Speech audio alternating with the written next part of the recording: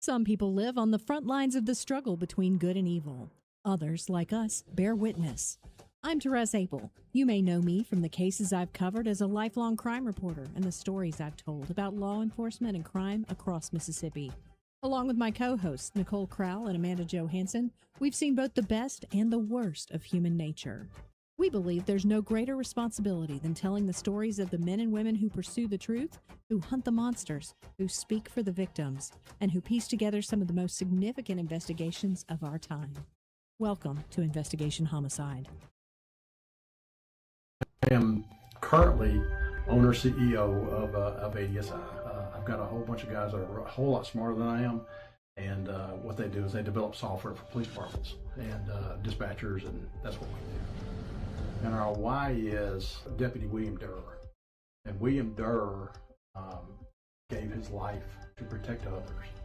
And so what we try to do is make sure that if I can provide some level of officer safety, that's all that matters to us.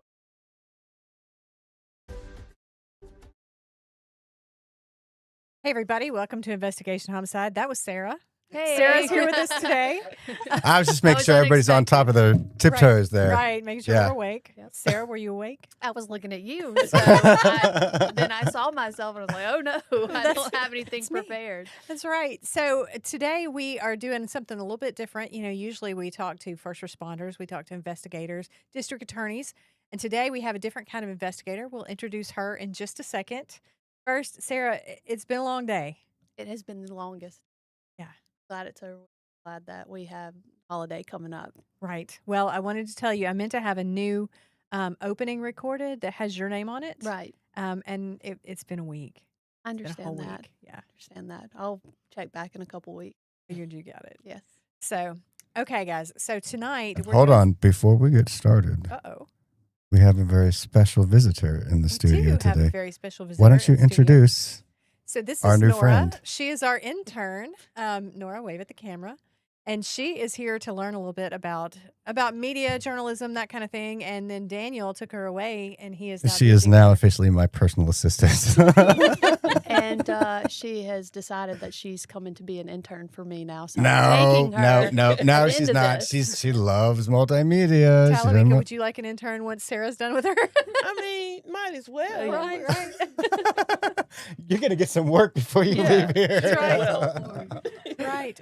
So, as you've seen just now, Talamieka Brice is with us. She is a filmmaker here in Mississippi. And I love this story. Talamieka, you and I went to lunch not too long ago, and I already kind of knew about it because you had told me about it a little bit. But the fact is, you know, generally we're talking about more modern crimes, things that have happened in the last 20 years, you know, things that are openly being investigated by law enforcement or have been resolved. In your case, in this case that we're talking about, you are kind of the investigator. You are kind of the person that is also carrying out the legacy, making sure that everybody knows, making sure that this crime doesn't go away and that people hear the voices of the victims. So before we get started on that part, tell us about you. well, I am a Mississippi girl born in Grenada, Mississippi, raised in Montgomery County, Duck Hill, Kilmichael, all that good stuff. I got a full ride to JSU, and I've liked it here since then. It's really been a part of my identity. I travel a bit, but Mississippi is home, so I always wind up back here. I have two beautiful children. Their names are Honor and Love. Show them And your tattoos. yeah, so this is Love. This is my baby girl. And I gave my children's names because I wanted them to have names that are universal, that translate, and as well as give them instructions, you know, in the event of my demise. Because Honor, my very first baby, was born like 6 weeks after my dad passed. Oh, wow. And one of our last conversations together, he's like, "Where's she going with the baby?" And it's like, "What baby?" A couple of weeks later, surprise. So Honor's full name is Honor Kal-El like Superman. Yeah. And his name loosely translates to Honor the Voice of God. And my baby girl is Love Elohim, which, you know, is the greatest commandment. You love Yeah, God. love God. You love people. I love it. So that's who you are. A little bit. There's the other stuff. Like I currently have a documentary streaming Yeah. on PBS. I am a muralist. My official degree as in graphic design. So I've read an ad agency the past 15 years Sure. here. So it's just, I would say more than anything, I'm a storyteller and the truth matters to me. Yeah. So I think that's a pretty good summation of who I am. Yeah, and I think you and I talked about it that it's like the truth is almost under fire these days, and it's so important Yeah. to tell these stories. The truth is powerful. I think it's more of there's the truth that is like black and white truth, but there's also the truth of how we understand things. Sure. And both of those are powerful. That's right.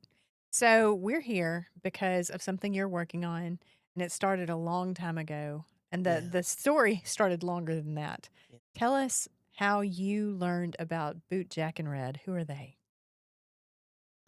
When I was about 5 years old, I was at my grandmother's house in Duck Hill, Mississippi, and just playing around. We were on the porch, and she tells me this story about hearing two men screaming in the woods.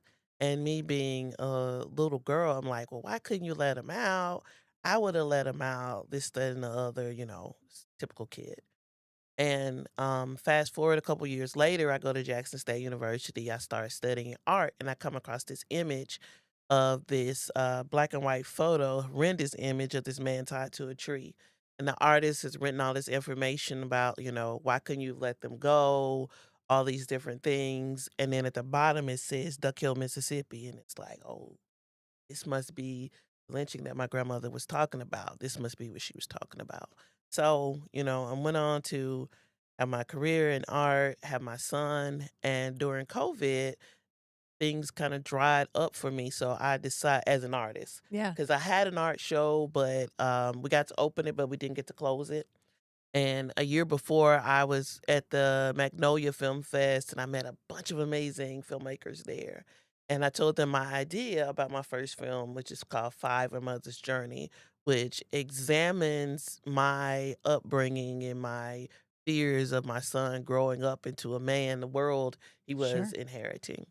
So, with that, I felt that that was the perfect time to explore this story that my grandmother had told me about. So, fast forward Bootjack and Red. And the story is, I don't know whether to get into it now or to throw it later, but basically, the official story is that these two men were accused of killing a store owner, George Wyndham, in Duck Hill, Mississippi, at the end of 1936. And they were the fourth people accused of this crime, but they were the only ones that were ever um, paid any justice for it. Mhm.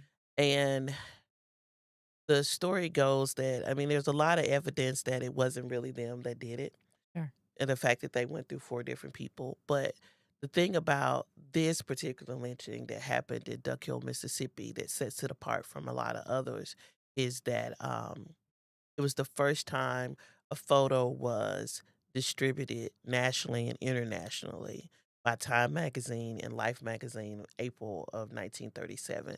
And they had new technology, and one of the men was burned to death with a Mhm. blowtorch.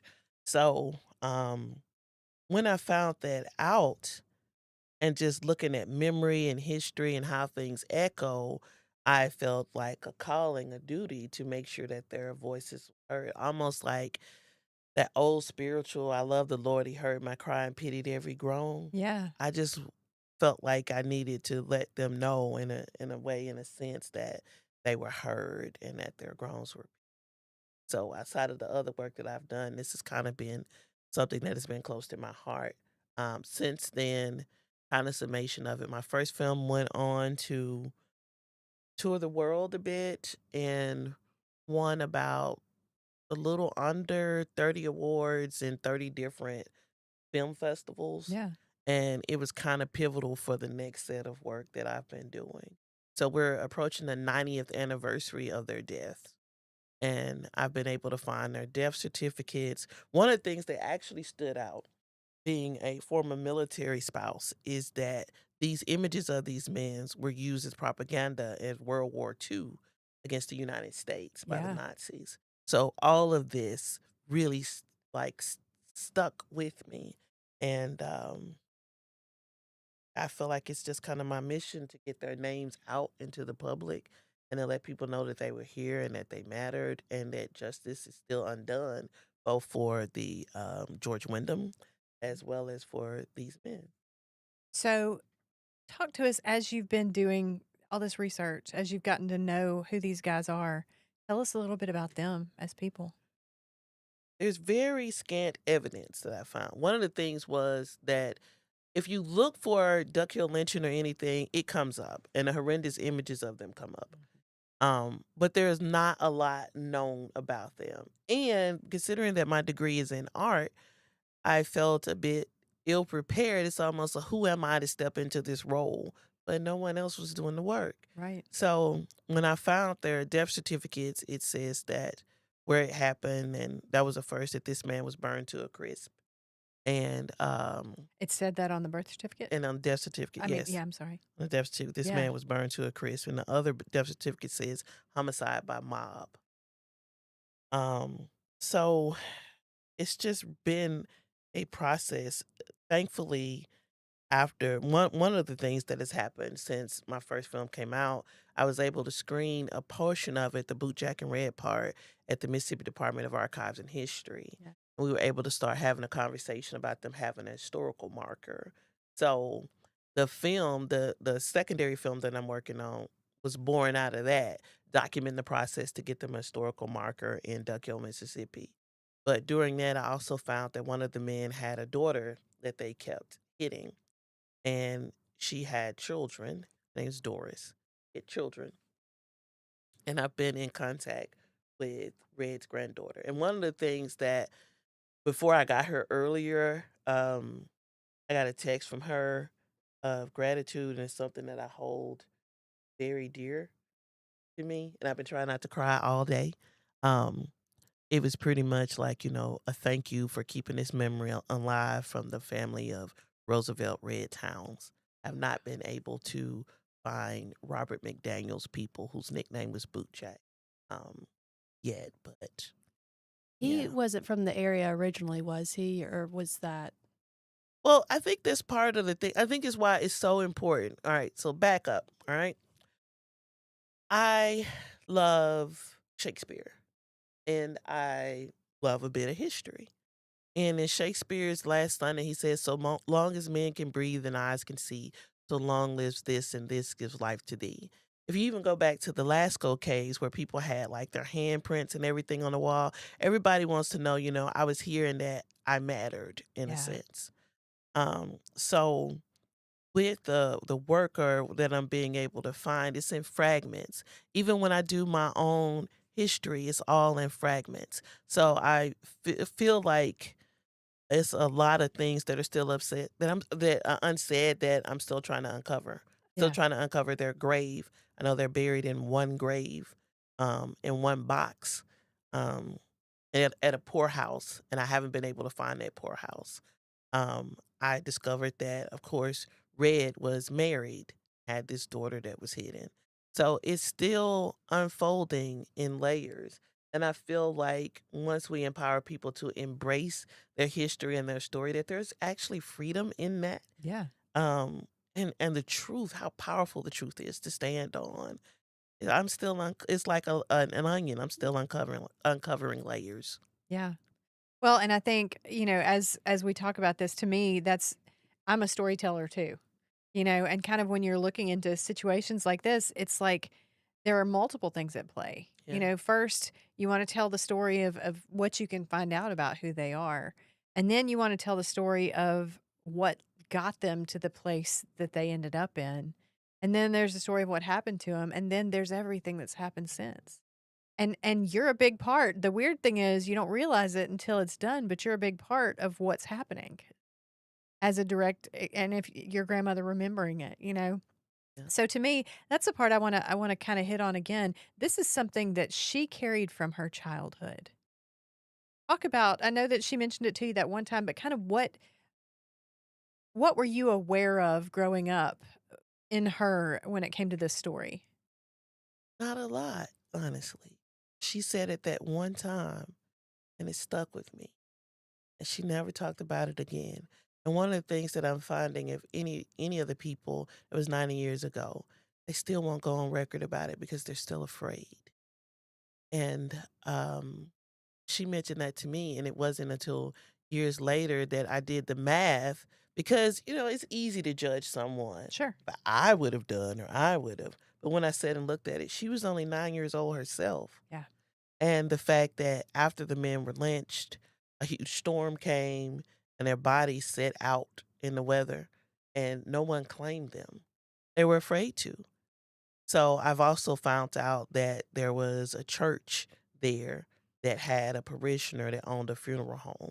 He was the one that the preacher there ultimately stepped in and got the funeral home to claim their body and to bury them. Oh, they were only buried in one casket because the red who was burned there was so much little left of him Sure. that they both could easily fit in there. So it's finding the story of the people, the pastor that had the courage to say, this is somebody's child. Yeah. Let's take them in. The people that came in, they all have those stories. So I'm still, like I said, uncovering different layers of it. I feel like it's a debt that I owe to my grandma. And the last time I did an event was last year around their 88th, 89th anniversary of their death, April 13th, 1937.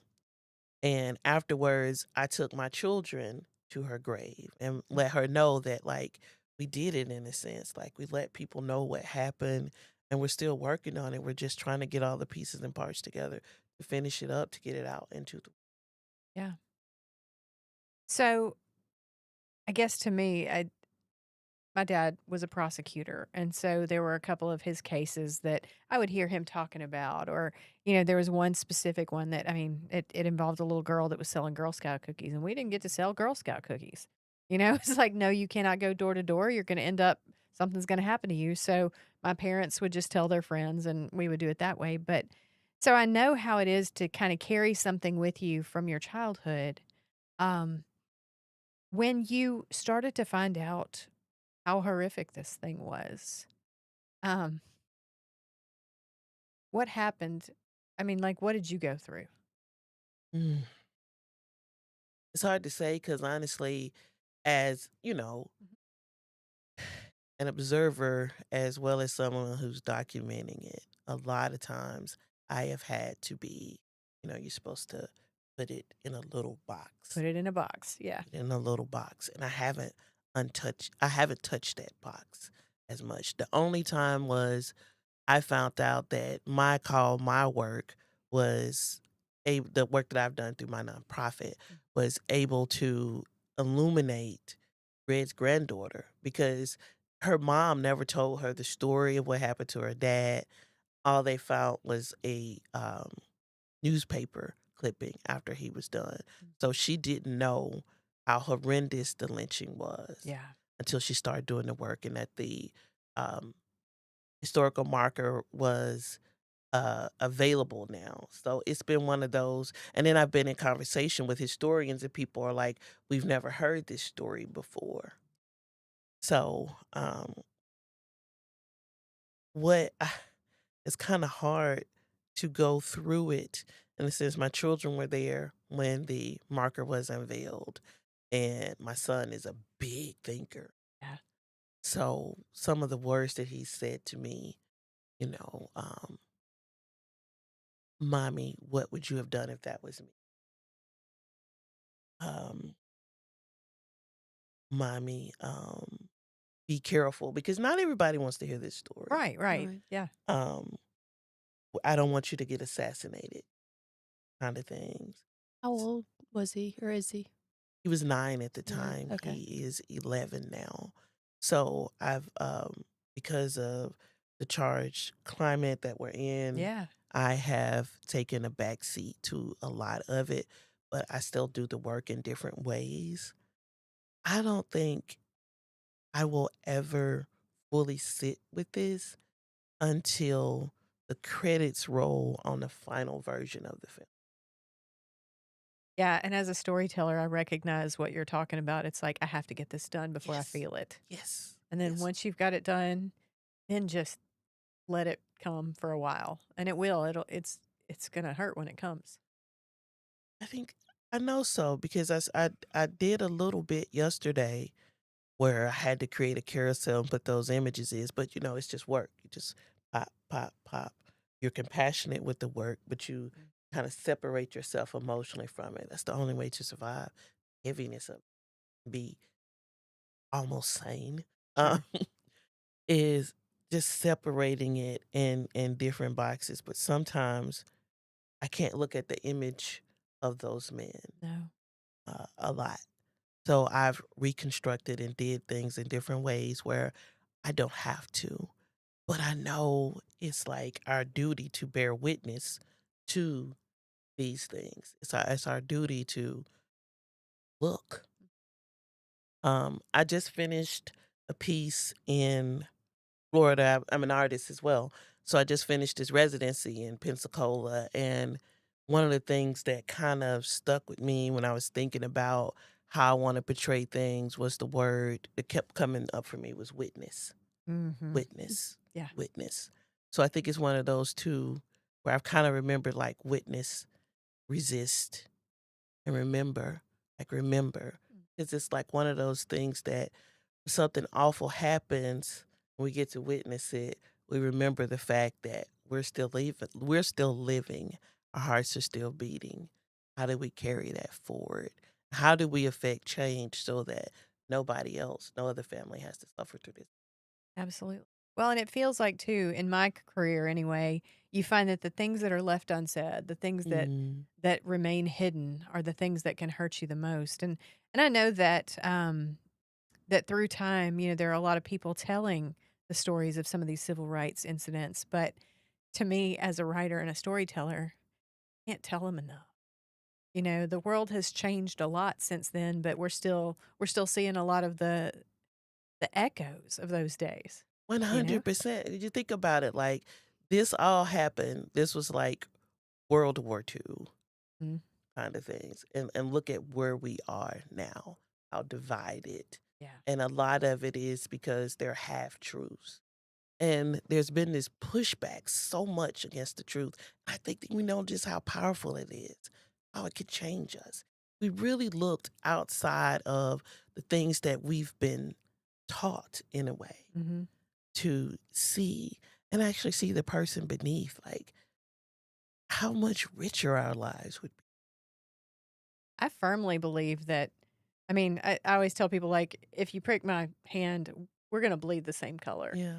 But I mean, really, when you break it down, we all, whether you're white, black, Democrat, Republican, we all have so much more in common than we Yes. do with the people that are making all the rules. Agreed. So that said, And I think, and it's with like, I'm not saying the media, right? but No, it's the social media. media, and then the louder voices get the bigger platform, and then you Amen. have regular human beings that are just trying to live, trying to love their neighbor. What I hear a lot that it really it bothers me because people say, "Oh, it happened so long ago. Just Yeah. why Yeah. are you still bringing it up? Why Yeah. are you still dragging it through?" That was your grandmother. She was living, breathing witness to that was your grandmother. That was Yeah. somebody that you, alive as a person, touched and knew. It wasn't that long ago, and people keep saying that, Hmm. especially in our politics now. Just let it go. Just let it go. My mother, my grandmother, people I know went through these things. Your grandmother, you heard the story from her lips. It's not that long ago, and Right. people still remember, but now we're just watching it happen over and over again. And we're not listening to our grandparents. And we're Yeah. not listening to our parents, and we're not listening to our neighbors anymore. We're And listening to social media. we are. We are. And I think that most people in the world don't think that it's so long ago. I think that it's just being pushed to us sometimes. Well, and I think in this room, the three of us all have seen the trauma, the violence, all that kind of stuff, and I think there are times that I feel like, and I know I've talked to you about this, Sarah, but I feel like I'll tell a story about a case I'm writing about or whatever, and somebody will say, "Oh my gosh, that's so sad." And I get like, "They're all sad, okay? Like it's always sad." And then I realize like most people don't have it on them in the regularity that we do. Um, and I think that's why things like this are important because when Nora was going to come, I told the my coworker that was setting it up. I said, make sure she knows we're going to talk about some tough stuff. Yeah. And it's like, oh, she'll be fine, and she will. But I think that's the thing too is nowadays you want to think that nowadays this wouldn't happen. You want to think that. Um, but I mean, I've covered multiple stories where people were burned alive. You know, I've covered multiple stories, not so many where people were actively hung by somebody else, but I mean, just I've written about so many horrible ways that people die. People are still just people, Yeah. but there are always going to be evil ones. And I think the thing, Sarah, that I want you and I to address is that this was the outcome of an alleged investigation. Mhm. You know, it was the authorities of that time that either allowed this to happen or did it themselves. Yeah. So how now in today's world, what would be the steps it would take to try and find out who did it, or I mean, who killed the shop owner, or to find justice for these guys? Is it possible now? Yeah, I believe it would be possible, but you would have to just go back and, like you said, just go through the layers, but you don't know what's, like you said, half truths. There's all these stories that have been passed down, and you'd have to find. I would just I would that would be so neat if somebody had their grandmother's diary or journal from back then. Identify the players involved, the rumors involved, and just kind of have to work backwards. It would be tough, but it's what you're doing. Um, I'm not a detective, so I'm not very talented in the Oh, you in could have that been. You totally could have realm, been. but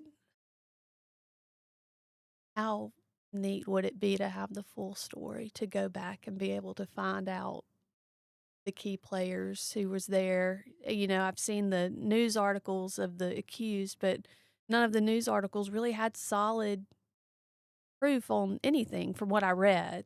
Yeah. It was all just kind of like, oh, I saw him, he had a lot of money on him, or I saw him and he was in the area, or it looked like this guy, but I'm not sure, and can't go off of that. But back then, law enforcement was so crooked. It was Yeah. so corrupt. It was. I mean,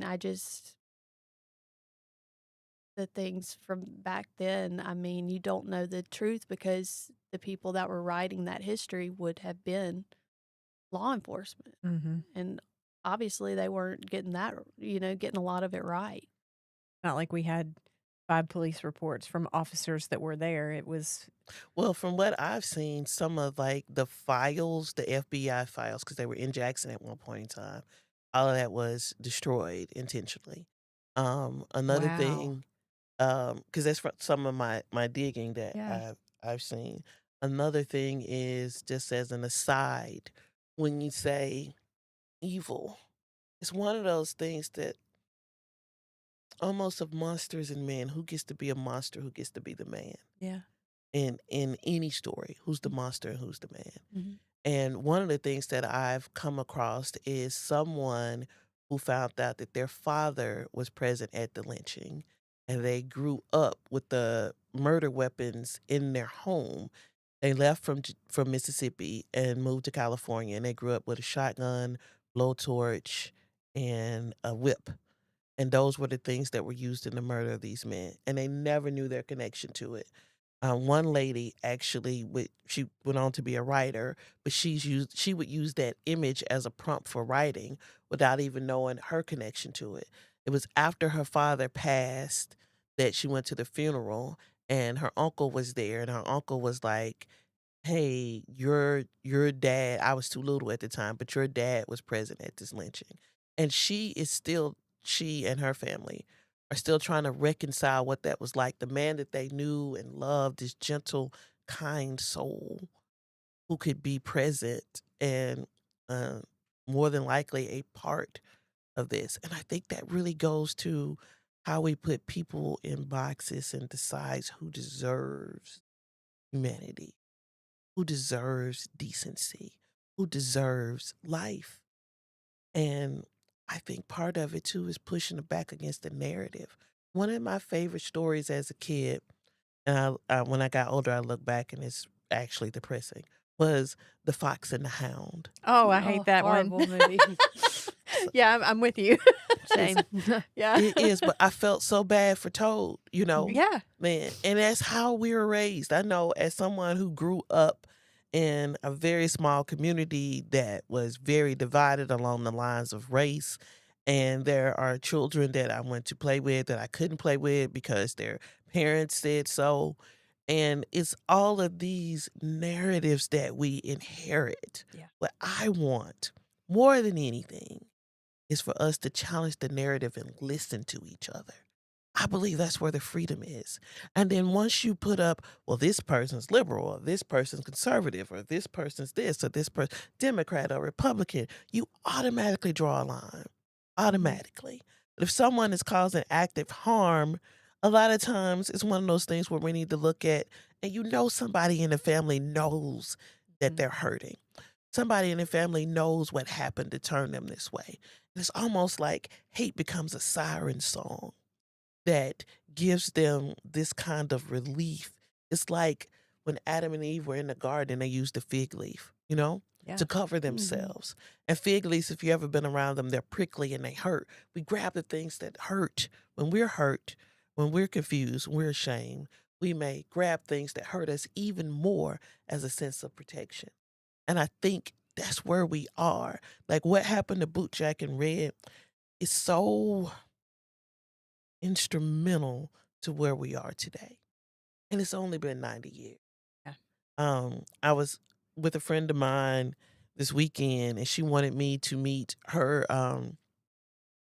godmother who was 96. And it hit me like she was still alive when they were alive. With the house that I stayed in when I was in Florida, it was built in 1912. So it's like this house existed at the same time they did, You said it was 1937. My house was built in 19. When you said that, all of a sudden, gosh, who knows what my house is? Right, right. So earlier today, I was at St. Andrew's Episcopal Church. That's where we're having the event From Douglas to Duck Hill, which compares the words of Frederick Douglass to where we are now, as well as what happened in Duck Hill, Mississippi. So that would be on July 5th on that Sunday. So I'm at St. Andrews. I'm meeting these amazing people. They're showing me all this stuff. We're walking through the sanctuary, and she's like, this was built in 1904. It's like, like they were still here. Like Sarah said, it's not that long ago. No. Not that far removed at all.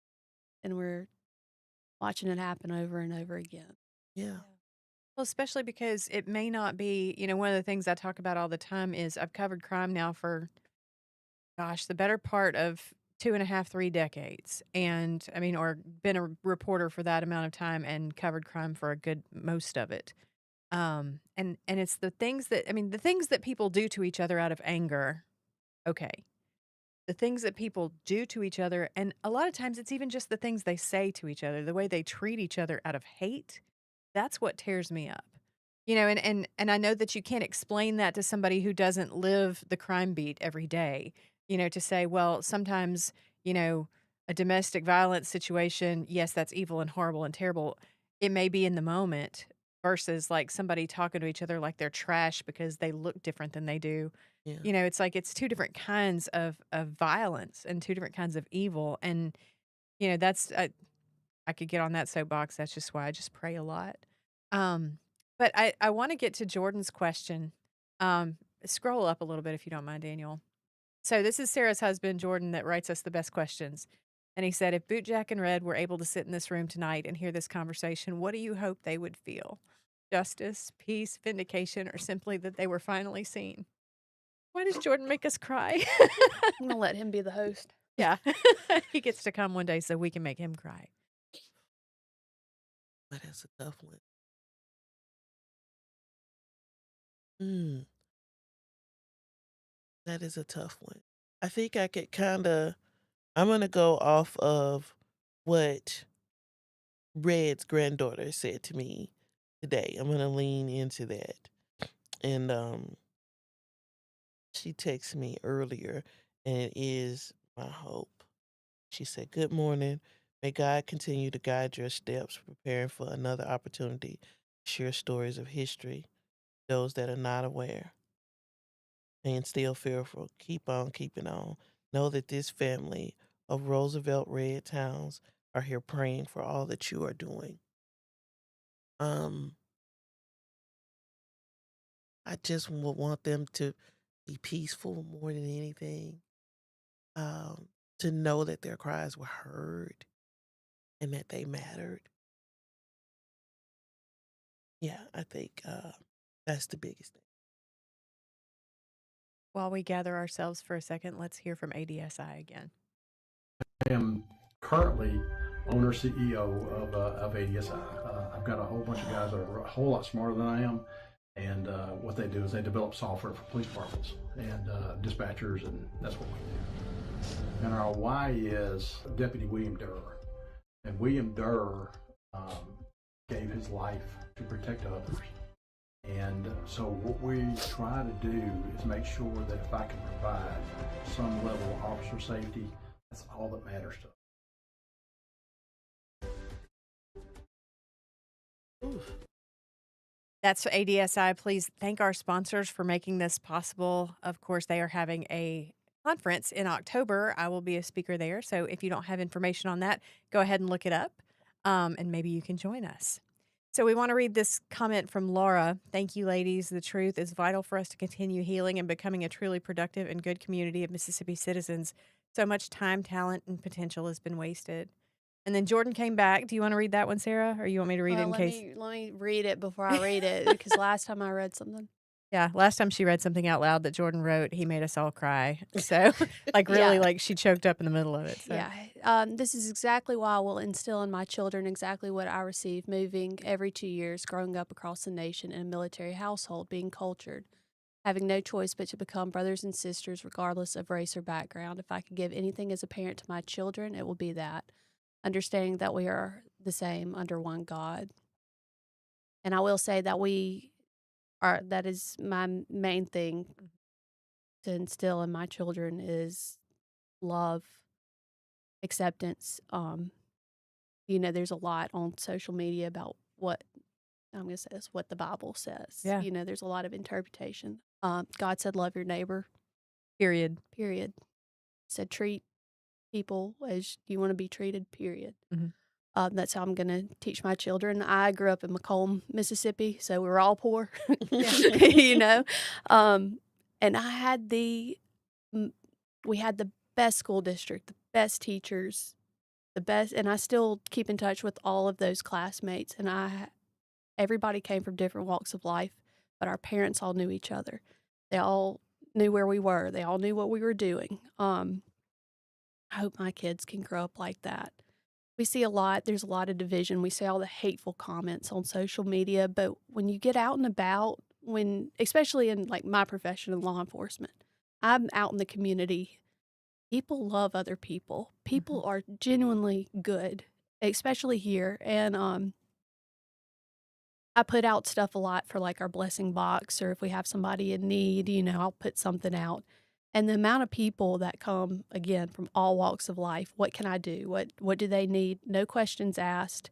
People are good, and I think that we've all been a little bit shaded on what the world really looks like and who we really are as people. And I think if we start speaking out about it, start bringing up these things and reminding people who we are as humans, I think that we can hopefully overcome that eventually, but it's such a hard battle to go into every single day. Yeah. Well, and one time somebody asked me how I could live my life telling about all these horrible stories. And I feel like this is a perfect example. Because here we have a terrible story about some evil, evil people who most likely got it wrong. I mean, what they did was wrong anyway. That's not the way to do it, even if they were the ones that killed the shop owner. But they probably had the wrong guys too.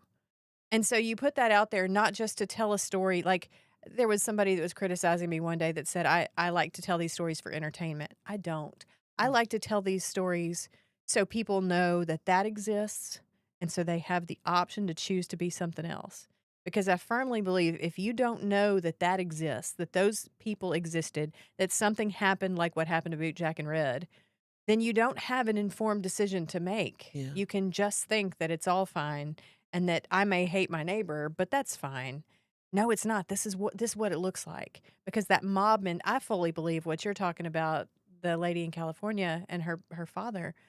Mob mentality does a lot of bad things. And I think we've seen stories in the news even in the last few years Yes. of people that you wouldn't think would be involved in something. And then the Yeah. next thing you know, they're being indicted for something terrible because they were in a group that did Mhm. something stupid. And the horrible thing is they think they're right. Yeah. Like when, those people think that they're on the right side of this, doing these horrible things and twisting things to match what they think is right. And you hope that, like with this case, with this story, that through their life it tortured them. Yeah, one of the things that I found when you were talking earlier, um, it's kind of hard to find. I found this one book where a reporter was writing about everything, and more people were more upset about the attention that the lynching got instead of the fact that these men were lynched. Oh, yeah. And the information was there, like they named names, but it never made it to the official record.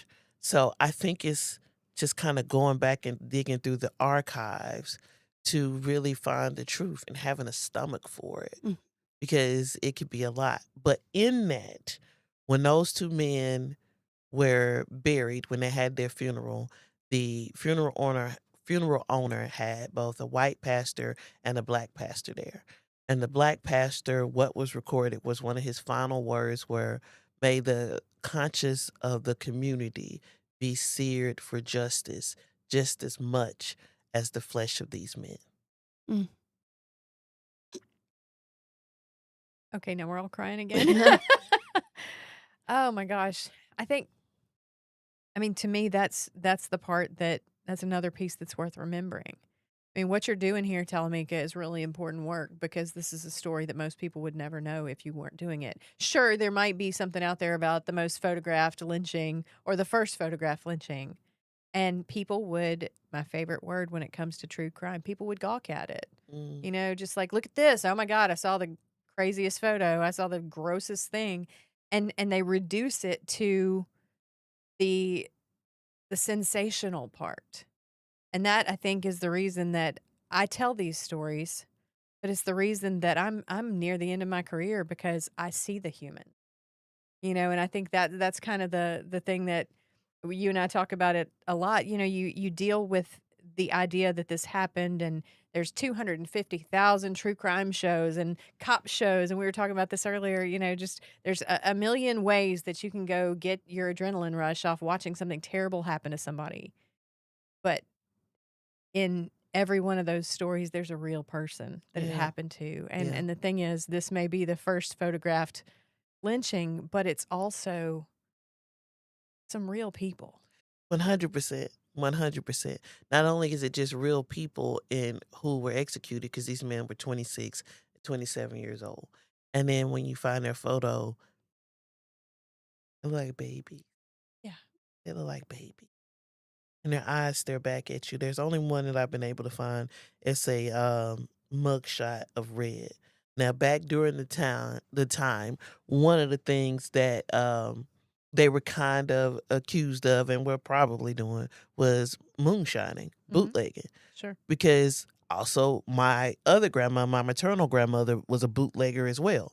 And when you look at it, Montgomery County was one of the hottest places for bootlegging uh, during that time. But if there is all of this economic anxiety, we got to eat some kind of way. Mhm. So it's like people were trying to feed their families, but it wasn't really worthy of death. Right. I mean, that's to me. So I've written stories before. I actually wrote one of the first stories I wrote for Dark Horse Press was a throwback to a shootout that I believe was on April 1st of like 1910 or something, and it was Mm. about moonshining. And you know, it was a group of folks that were doing moonshine stuff, and the guys that were the ATF or you know whatever it was back then. I think it was the U.S. Marshals back then. But they showed up, and it ended up in this horrible shootout. You know, people die, all that kind of stuff. And of course, in our mind, it's like over some liquor. You know, like Right. like really. Right. Right. And I guess the thing is, like, yes, we are talking about a different world back then. Mm. But on the other hand, we're still talking about, like you said, you know, I mean, only well less than a century ago. Right. So I guess my question for you then, Talamieka, is as this goes on, you know, you've got the event on Sunday Mhm. that's coming. First, tell them about that. Tell them about what they need to know if they want to come. Well, the event is called From Douglas to Duck Hill. Our speaker for the day is acclaimed author who will appear virtually, Monty Perry. And you know she's famous for From South to America. Um, think she just wrote a book on the color blue. Like she's awesome. Um, it's going to be held at St. Andrew's Episcopal Church Cathedral. I'm sorry, right across from the governor's mansion. So that we're going to have reenactments of Frederick Douglass's speech, live singing, as well as a racial healing ceremony when we're Yeah. done. Because it's one of those things that when we talk about these hard things, right? When we sit in it, then what do we do? Right. And that's one of the things that I really like is letting people know that you have a voice, you have power in this. So that will be Sunday. You can get events right now. We're selling pretty good. It's free to the public. Donations are encouraged because it's not free to do this work. So we need to continue to do this work. But you can find the tickets at eventbrite.com from Douglas to Duck Hill. We'll have Dr. Ori will be there talking about his book with the history of lynching, as well as a number of different performers. So from 5 to 7 on Sunday, the day after the 4th of July. But I want to challenge our listeners. You know, if this is something, if it makes you uncomfortable talking about this, I think sometimes I'm just going to be real candid. I'm, you know, sometimes you have to, and I know that it's going to make people uncomfortable. But I think sometimes white people, we like to pretend like, yeah, you know, I know that happened. That was really bad, you know, but we don't want to get into the weeds of it. We don't want to know the details. We don't want to have to think about what it actually means and what it would look like today. I want you to do that. I want you to think about what this would look like today. Okay. And does it look like anything you've seen?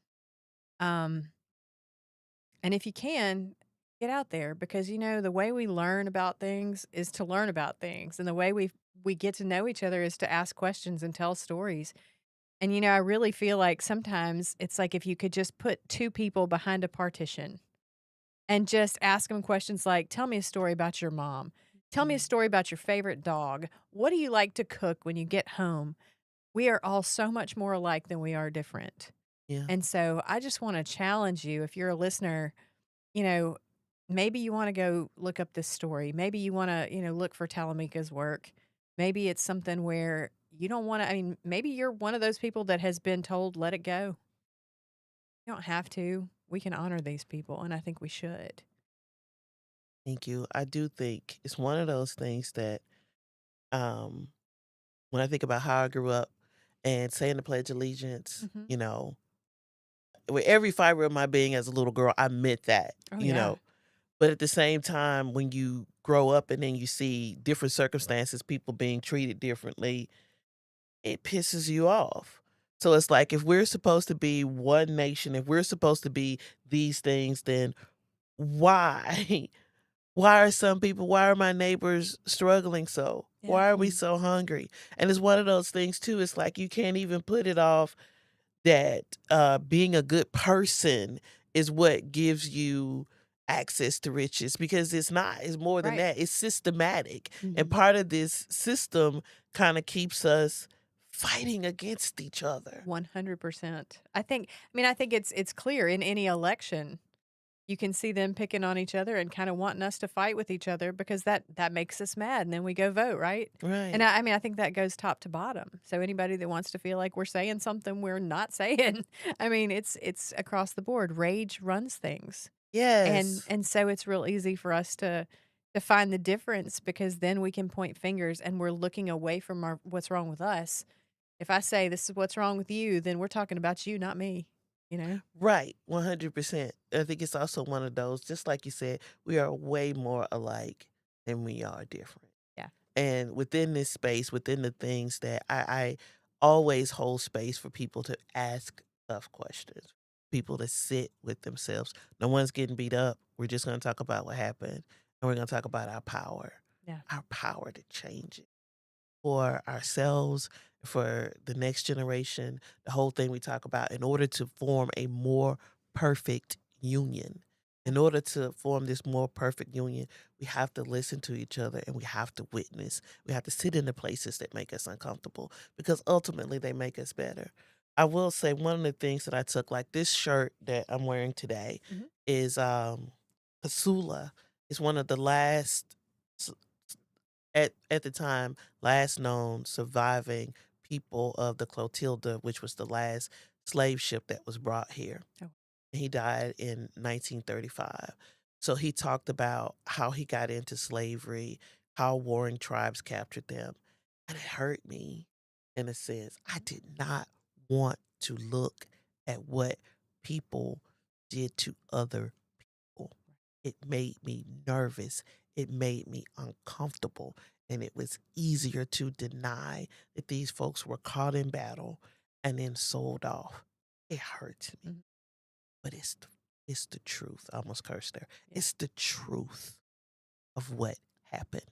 And the truth is much more powerful than a lie. A lie always gets untold because you have to respin the lie. You have to repackage the lie. And what's going to happen is it's going to be repackaged again after this current 250th anniversary of America. And we have not even dealt with the people that were exploited, the blood that is in this ground on how we formed this nation. And we let the victor do the writing of it. And we left out the voices of other people. And those other people are our family. Those other people whispered through our blood. Let me Cries talk a out to little. be acknowledged. And we got to witness and we got to hear and we got to heal. And one of those, like, it's a safe space. We're good. We're going to have a good time. We're going to learn some rough history. And we're going to keep moving. Right. Well, and if you like true crime, might as well like this too, right? Right. So, okay, Sarah, closing thoughts. I just, there were 3 lives lost with this. Three lives. From what I read, the store owner was well respected, well liked, a good man. But it wasn't just 3 lives; it was 3 families, and then everybody in that community who had to live in fear. The stories that got passed down, everything that's the ripple effect of how it's affected everybody. To you think about it, your grandmother to you, now to us, now to whoever's watching this, now to whoever you touch, and you're just one person that your grandmother told. So just imagine if people keep telling their stories, their grandmother's stories, their great grandparents' stories, how many lives that we can touch and how much change that people can make if they just, like you said, speak their truth, have the truth out there. One voice is just so much bigger than anybody ever knows. So I'm so glad you came today. This has been, it's been Thank you for tough, the but it's been opportunity. great. I really appreciate that. Well, I'm excited that we got to do something a little bit different because these stories are the kind that when you're talking to, like I said, most of our guests are currently actively investigating or have in the last 20 years crimes, specific things that are happening now. And honestly, this is a story that needs to be told as much or more than any of those. So we're grateful that you're here. Oh, I have one more thing. Go ahead. Also to the preacher who did the right thing Right. when Oh it my was gosh. probably so dangerous for him to do so. Yes. Um, it was probably I don't know if he had a family, but doing something like that probably put his family in a lot of danger. It probably put him and his church members in a lot of danger. It probably, you could get your church burned for something like that, for stepping out. We all need to do the right thing when we see bad things happening. You cannot just sit by and not say anything. We all see it. We see bad things happening and people aren't talking about it. They're just staying quiet to protect themselves. So I think that preacher needs to be remembered too for doing the right thing, and in spite of everything else that was going on. I can't imagine the fear of him just having to sit there and say, "I'm going to do it." And 100%, I've been trying to look through different roles to try to find him. And even with when you talk about this and coming forth and speaking out, like this has been like a rock in my gut, and it has not been pleasant. The backlash, death threats, um, all of that. The But you black. know what that is? That's cowards. Mm, That's cowards. What you're doing takes guts and takes courage. And I mean courage in the real way. And people who threaten you for telling the truth, they're up against the most powerful thing in the universe, and that's the truth. I mean, God is the truth. And so I'm calling them out. If you're doing that crap, you're a coward. So go ahead. I'm sorry, I didn't mean to interrupt. That made me angry. well, thank you. Yeah, but it's not. It's not easy. And of course, to do these events, I am one person, but I have like a small staff. I have contractors that I work with that have been great, but we all got bills. We all got to get paid. So, Yeah. um, and mouths to feed. So anything that like can be, right now I'm in the final part of fundraising to finish the film. A lot of it has been shot, but there's a 53-page reenactment that I wrote that needs to be finished. We're looking for partners or people to come aboard with that. Like even with the event that we're doing, we have to pay our entertainment. Everything costs money. Yeah. So, to support Mississippi2.com, bootjackred.com, those are places where some of the information is stored and where you can give to try to keep this moving forward, because I see the work that it's doing within community. And to me, that within itself is a reward.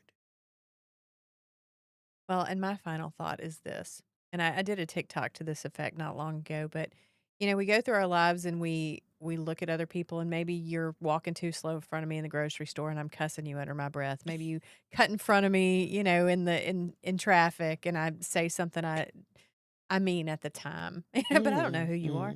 Right. We drop curses on people so easily. Mm. What if instead we dropped blessing? And so for me, it's the Aaronic prayer, which is, may the Lord bless you and keep you. May the Lord make his face to shine upon you and be gracious to you. May the Lord turn his face towards you and give you peace. And sometimes I'll be driving down the road and there's somebody walking, or somebody in a crowd will just strike me and I'll pray it for them, because the things we speak, they matter.